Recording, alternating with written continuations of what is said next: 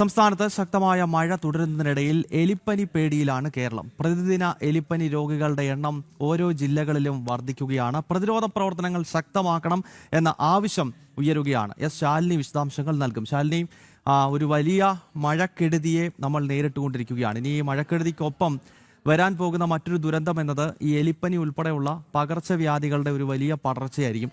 അപ്പോൾ പ്രതിരോധ പ്രവർത്തനങ്ങൾ ഒന്നും ചെയ്തിരുന്നില്ല എന്നതൊരു വസ്തുതയാണ്. ഈ സാഹചര്യത്തിൽ ഇപ്പോൾ എലിപ്പനി ഉൾപ്പെടെയുള്ള രോഗങ്ങൾ പല ജില്ലകളിൽ പടരുകയാണോ? എന്താണ് അവസ്ഥ?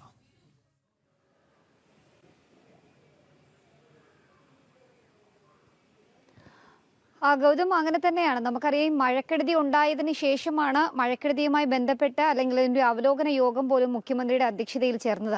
സമാനമായ സാഹചര്യം തന്നെയാണ് സംസ്ഥാനത്തെ ആരോഗ്യ മേഖലയിലുമുള്ളത് എന്നുള്ളതാണ്. കാരണം മഴ തുടരുകയാണ്. ഇപ്പോഴും പല ജില്ലകളിലും അതിശക്തമായ മഴ തുടരുന്നുണ്ട്. ഈ ഘട്ടത്തിൽ പനി രോഗികളുടെ എണ്ണം, ഒപ്പം തന്നെ എലിപ്പനി രോഗികൾ, മലേറിയ അടക്കമുള്ള രോഗങ്ങൾ വർദ്ധിക്കുന്നൊരു സാഹചര്യം കൂടി സംസ്ഥാനത്ത് പല ജില്ലകളിലുമുണ്ട്. ഒരു ആശങ്ക ആ മേഖലയിൽ നിലനിൽക്കുന്നുണ്ട് എന്നുള്ളതാണ്. നമുക്കറിയാം, കുറച്ച് ദിവസങ്ങളായി ഷിഗല്ല രോഗബാധയൊക്കെ കൂടി വലിയ രീതിയിലുള്ള ആശങ്ക വടക്കൻ കേരളത്തിലും മധ്യ കേരളത്തിലും ഒക്കെ ഉണ്ടായിരുന്നു.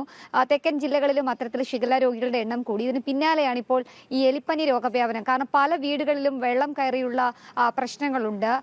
ഒപ്പം തന്നെ എലിയിലൂടെ പടരുന്ന രോഗമാണ്. എലിയുടെ മൂത്രത്തിൽ നിന്നൊക്കെ രോഗം പടരുകയും ചെയ്യും. പലരും ഈ വെള്ളത്തിലൊക്കെ ഇറങ്ങുന്നത് രക്ഷാപ്രവർത്തനത്തിന്റെ ഭാഗമായിട്ട് ഇറങ്ങുന്നവരുണ്ട്, ജോലിയുടെ ഭാഗമായിട്ട് വെള്ളത്തിൽ ഇറങ്ങുന്നവരുണ്ട്. അങ്ങനെയൊക്കെ ഇറങ്ങുന്നവർക്ക് ഒരു പക്ഷേ ഈ രോഗബാധ ഉണ്ടാകാനുള്ള സാഹചര്യങ്ങളുണ്ട്. അതുകൊണ്ട് തന്നെ അതുമായി മുന്നിൽ കണ്ടുകൊണ്ട് ഉള്ള പ്രതിരോധ പ്രവർത്തനങ്ങൾ പ്രാദേശിക അടിസ്ഥാനത്തിൽ ആരംഭിച്ചിട്ടില്ല എന്നുള്ളതാണ് നമുക്കിപ്പോൾ മനസ്സിലാക്കാൻ സാധിക്കുന്നത്. കഴിഞ്ഞ ദിവസമൊക്കെ ഏകദേശം 7 പേർക്കാണ് ഇന്നലെ മാത്രം സംസ്ഥാനത്ത് എലിപ്പനി രോഗം സ്ഥിരീകരിച്ചിട്ടുള്ളത്. പലരുടെയും പരിശോധനാ ഫലം ഇനി വരാനുണ്ട്. ഇന്നലെ മാത്രം 2 മരണം കൂടി സംസ്ഥാനത്ത് സ്ഥിരീകരിക്കുകയും ചെയ്തിട്ടുണ്ട്.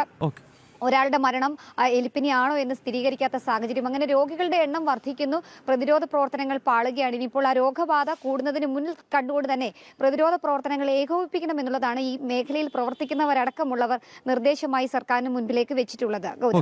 ശാലിനി, വ്യക്തമാണ്. എന്തായാലും മഴക്കാല ദുരിതാശ്വാസ പ്രവർത്തനങ്ങൾ അത് വലിയ തോതിൽ പാളിയിട്ടുണ്ട്. അതിന്റെ അടിസ്ഥാനത്തിൽ കൂടിയാണ് ഇപ്പോൾ ഈ എലിപ്പനി ഉൾപ്പെടെയുള്ള പകർച്ചവ്യാധികൾ സംസ്ഥാനത്തിന്റെ പല ഭാഗങ്ങളിൽ പടർന്നു പിടിക്കുകയാണ്. എലിപ്പനി മാത്രമല്ല, മറ്റു പല രോഗങ്ങളും പടരുന്നുണ്ട്. അത്തരം രോഗങ്ങളെ പ്രതിരോധിക്കുവാനുള്ള മഴക്കാലത്തിന് മുൻപേ നടത്തേണ്ട കാര്യങ്ങൾ സർക്കാർ ചെയ്തിരുന്നില്ല. ആ സാഹചര്യത്തിലാണ് ഇപ്പോൾ എലിപ്പനി ഉൾപ്പെടെ പടരുന്നത്.